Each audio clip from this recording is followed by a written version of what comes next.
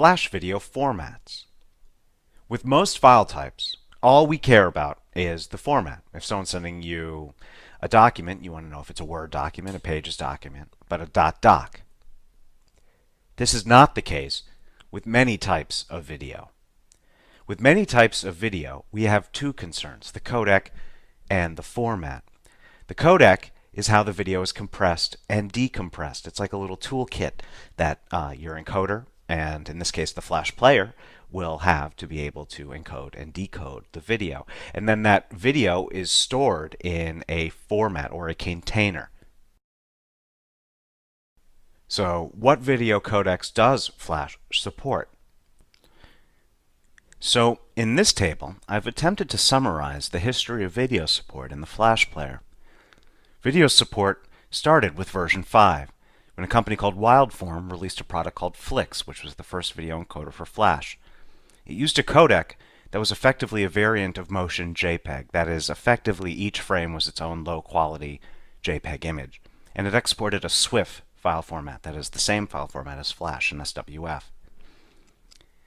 In Flash Player 6, Macromedia introduced formal support for video inside of Flash. The codec that Macromedia selected was Sorensen Spark, and that was the first version of the FLV file format.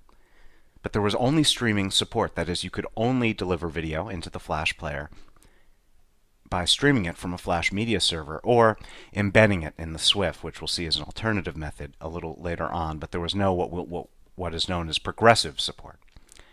And there were also the first version of metadata in the video files because of the FLV file format.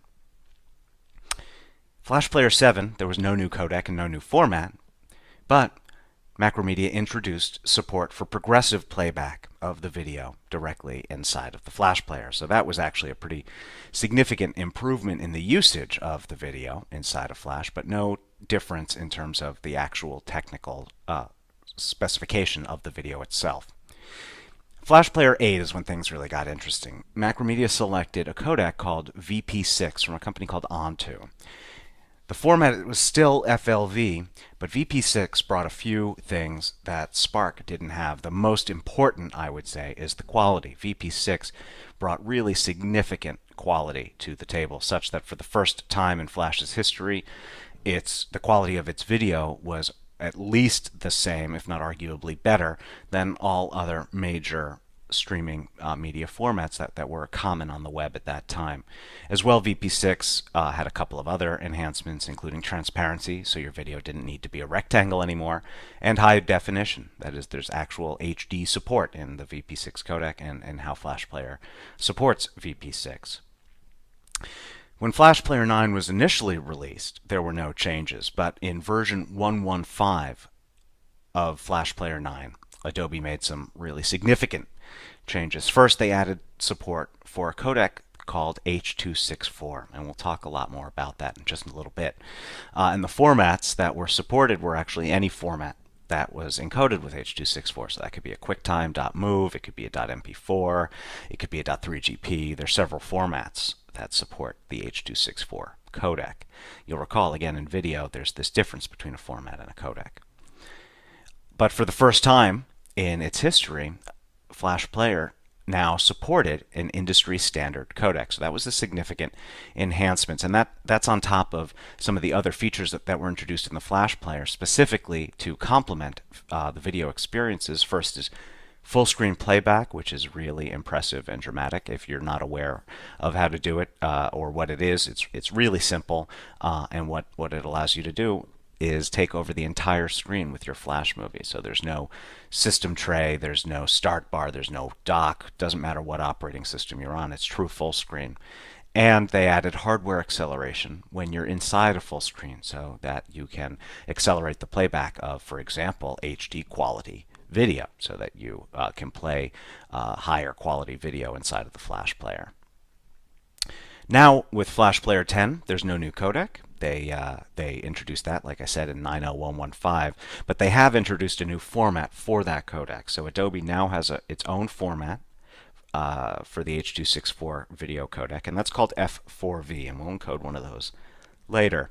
In terms of user experience, Adobe added keyboard controls in full screen mode in Flash Player 10. So in Flash Player 9, they added full screen mode, but inside of full screen mode, all keyboard input was disabled. Now you can enable certain specific keys, and so that, for example, in the context of a video player, you could have a key start, pause, and resume the video, which was not possible in full screen mode prior to Flash Player 10.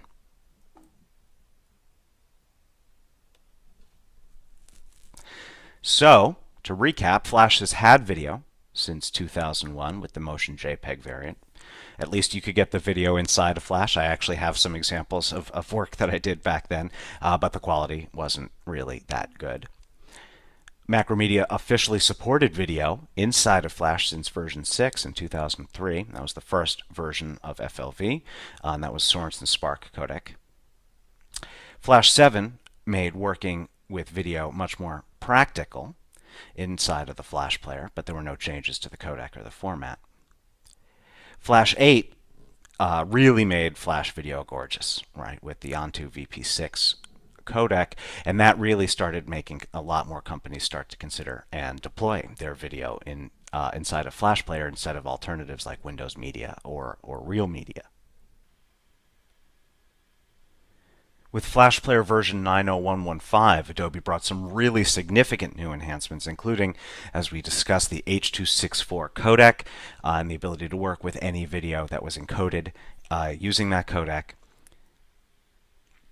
And then Flash Player 10 has brought two enhancements that are relevant to this. First is the ability to use the keyboard in full screen mode, enhancing the user experiences that are possible for video inside of Flash, and a new official Adobe video format that wraps the H.264 codec, the format called F4V. So these enhancements really just don't stop. They keep coming, so that all the explosion we've seen in Flash to date, we can hope and expect to see that continue as the platform continues to evolve and meet the needs of a shifting market.